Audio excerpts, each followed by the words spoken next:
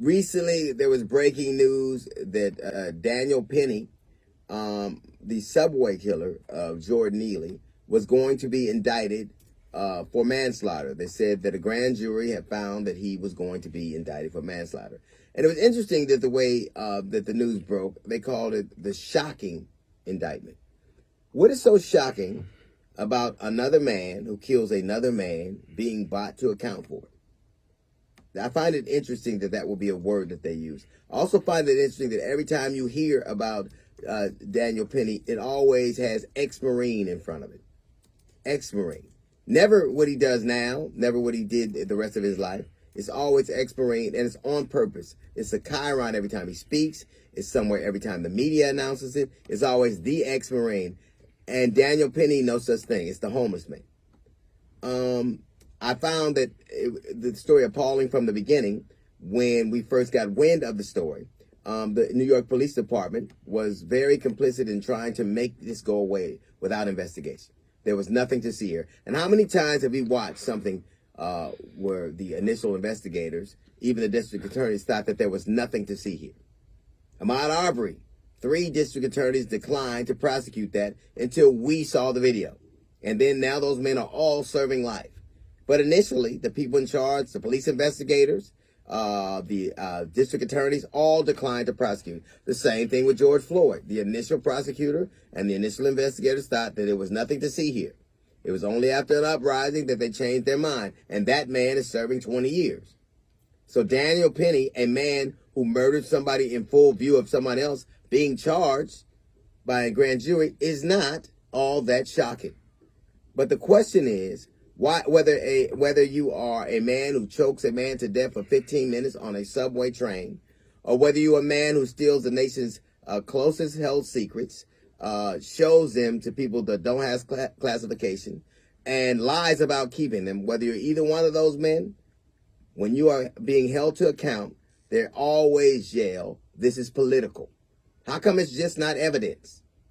Now, no one could deny, I can't tell you what will happen with the cases of either one of those men. I can't tell you whether Daniel Penny will be found guilty of manslaughter in the case of Jordan Neely. I can't say this.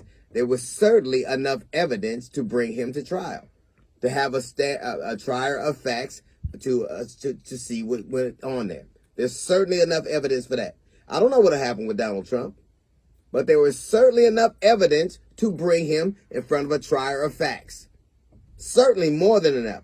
You had the documents. We have corroborating witnesses to say that you were told, that you knew that you weren't supposed to have them, and that you encouraged them to lie. That is at least, whether what happens with the trial or not, at least enough evidence for these 2 men to be brought to trial by a grand jury, a jury of their peers. Why would you call it political?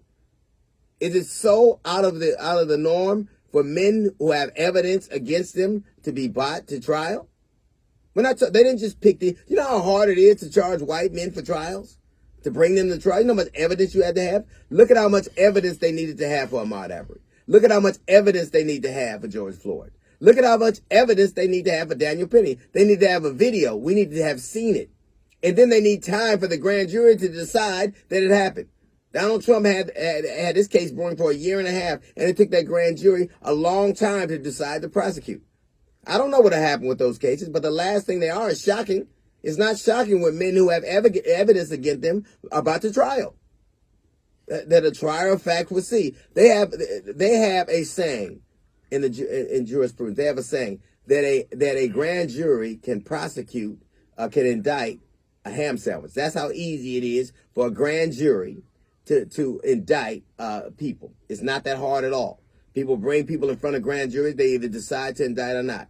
It's not that hard to discern that if the trials of facts will go, at least these men need to be bound over for trial to see what's happening.